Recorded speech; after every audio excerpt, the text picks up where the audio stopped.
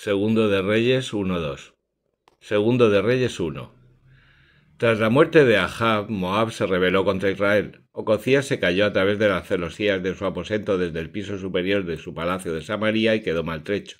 Envió mensajeros con este encargo: id y consultad a Baal-zebub, dios de Ecrón, si sobreviviré esta dolencia.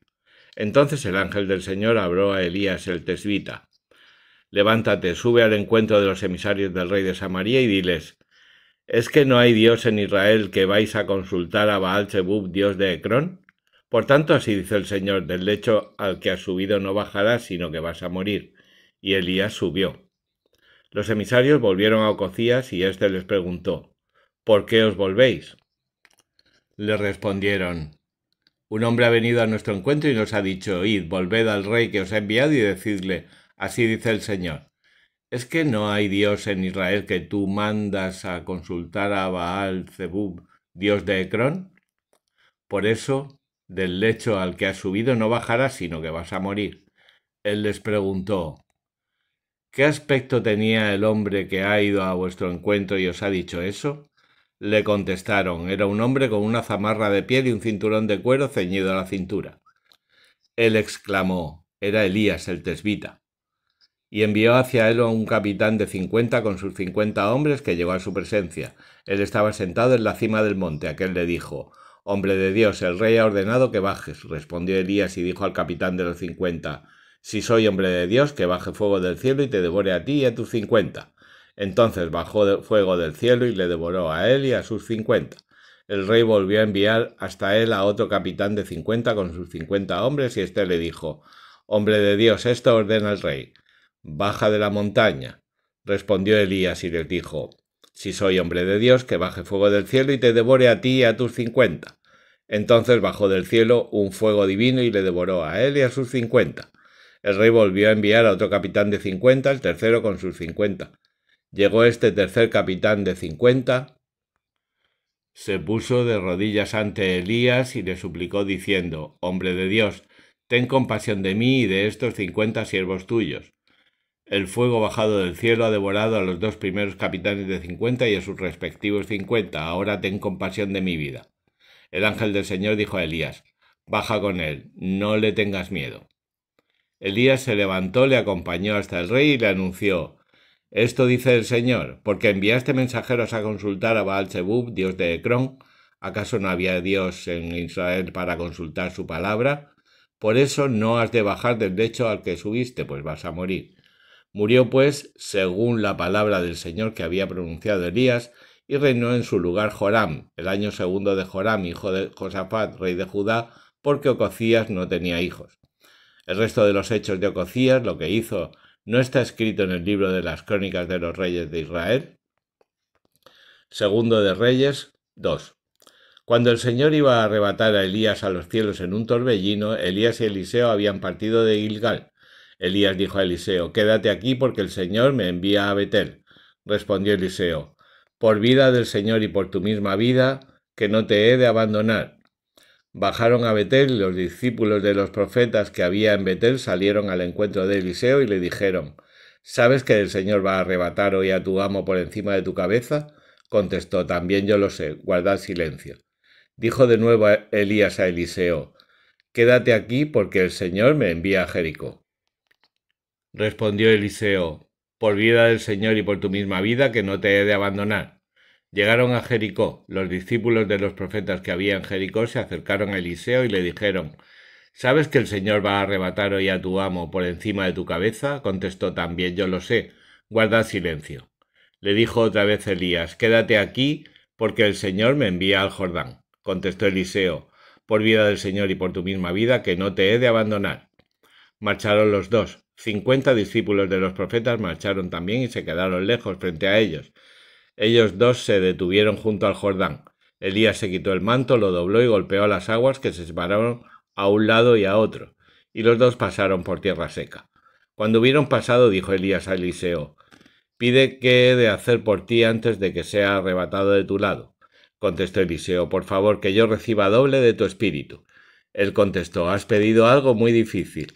Si me ves cuando sea arrebatado de tu lado, se te concederá, y si no, no sucederá. Ellos iban andando y hablando, y de pronto un carro de fuego con caballos de fuego se interpuso entre ambos, y Elías fue arrebatado a los cielos en un torbellino. Eliseo lo veía y gritaba: Padre mío, carro y auriga de Israel. Y ya no lo vio más. Entonces agarró sus propias vestiduras y las rasgó en 2 pedazos. Luego recogió el manto de Elías que se le había caído a éste de encima. Volvió y se detuvo a la orilla del Jordán. Tomó el manto de Elías que se le había caído de encima y golpeó las aguas diciendo: ¿Dónde está el Señor Dios de Elías? Entonces golpeó las aguas, que se retiraron a un lado y a otro, y Eliseo pasó. Cuando los discípulos de los profetas que estaban enfrente en Jericó lo vieron, exclamaron: El espíritu de Elías reposa sobre Eliseo. Vinieron a su encuentro y se postraron en tierra ante él, y le dijeron: Mira, hay entre tus siervos 50 hombres valientes. Deja que vayan y busquen a tu amo, no sea que el espíritu del Señor lo haya transportado y lo haya dejado en alguna montaña o en algún valle. Él respondió: No los enviéis. Pero ellos le insistieron hasta tal punto que dijo: Enviadlos. Enviaron a 50 hombres que le buscaron durante 3 días, pero no lo encontraron. Volvieron entonces a Eliseo, que se había quedado en Jericó, y éste les dijo: ¿No os dije que no fuerais? Los habitantes de la ciudad dijeron a Eliseo: Mira, el emplazamiento de la ciudad es bueno, como puede ver mi señor, pero las aguas son malas y la tierra se vuelve estéril. Él ordenó: Traedme un recipiente nuevo y poned en él sal. Se lo llevaron, y él se acercó al manantial de las aguas, arrojó allí la sal y dijo: Así dice el Señor: He saneado estas aguas y ya no habrá en ellas ni muerte ni esterilidad. Entonces quedaron saneadas las aguas hasta hoy, según la palabra que pronunció Eliseo. Subió desde allí a Betel, y cuando iba por el camino unos niños vinieron de la ciudad y se reían de él diciendo: Sube, calvo, sube, calvo. Él se volvió, los vio y los maldijo en el nombre del Señor. Entonces salieron del bosque 2 osos y despedazaron a 42 chicos. Desde allí fue al monte Carmelo y luego volvió a Samaria. Salmo 126. Canto de las subidas. Cuando el Señor hizo volver a los cautivos de Sión, nos parecía soñar.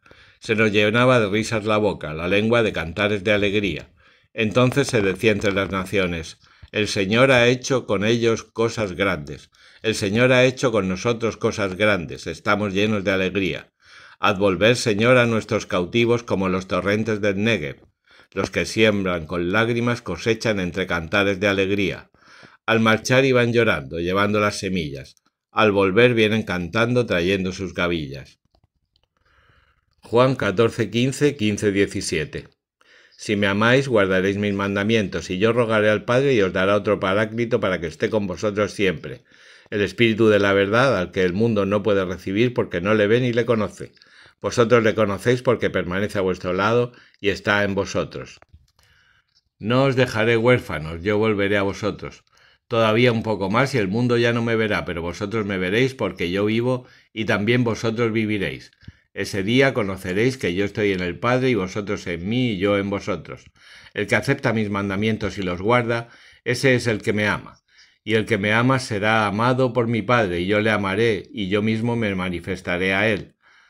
Judas, no el Iscariote, le dijo: Señor, ¿y qué ha pasado para que tú te vayas a manifestar a nosotros y no al mundo?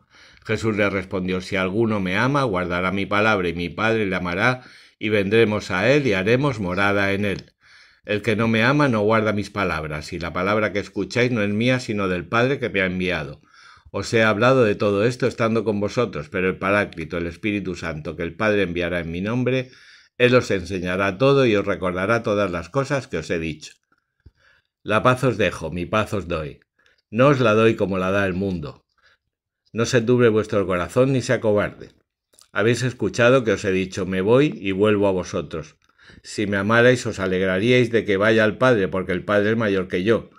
Os lo he dicho ahora antes de que suceda, para que cuando ocurra creáis.